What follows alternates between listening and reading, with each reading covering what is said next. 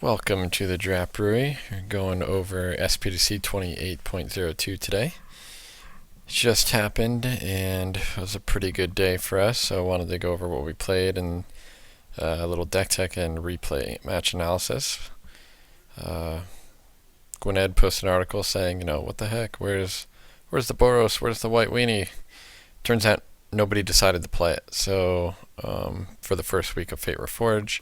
So I figured, I really liked my Orzhov tokens deck, but right now seems just like a horrible time to play tokens, even though I was able to do pretty well with it last time. I was 2-0, and then I conceded in my third round because I had people over. We were doing a rotisserie draft, and then my internet connection was fine, but my Magic Online connection was awful, and I got unable basically to reconnect to Magic Online for the whole rest of the afternoon. But good thing our Media One was there for co-hosting duties, and he saw the tournament all the way out, so big shout outs and thanks to him for doing that.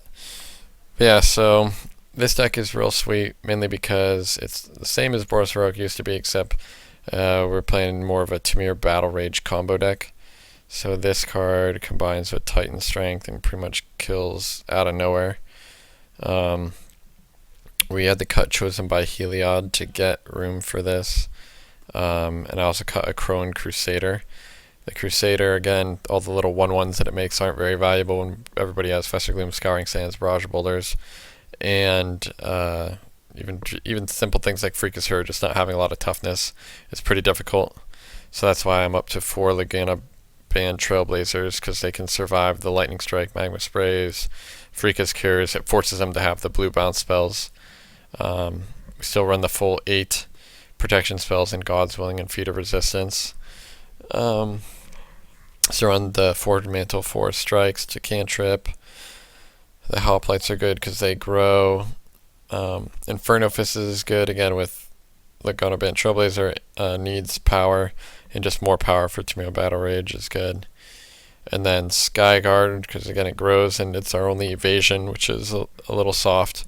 And I was running Sungrace Pegasus over Jeskai Student.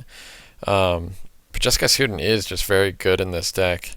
It can grow just like Heroic for 1 turn, so you get to point all of your Heroic cards at one creature, and it's like they're happening temporarily on your student if you're attacking as well, which is really good because it can, let's say you have 2 Tamir Battle Rages, you can target it and a different creature, and you're basically getting all these secondary Heroic triggers going. So I found him to be pretty good. And then with the one of little spice tech here is Mortal's Ardor. A lot of these things games seem to be coming down to races. I think Mono Red, is trying to burn you out and attack with haste.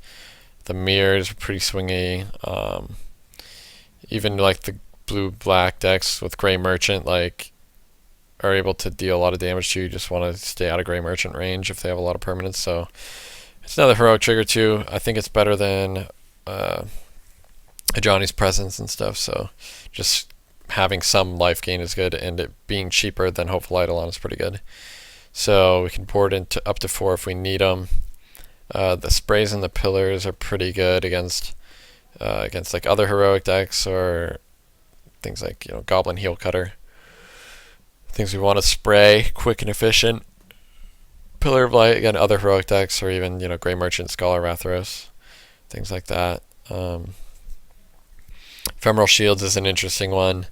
I figure if we just want the 9th protection effect, it's good against just cards that say destroy or deal damage.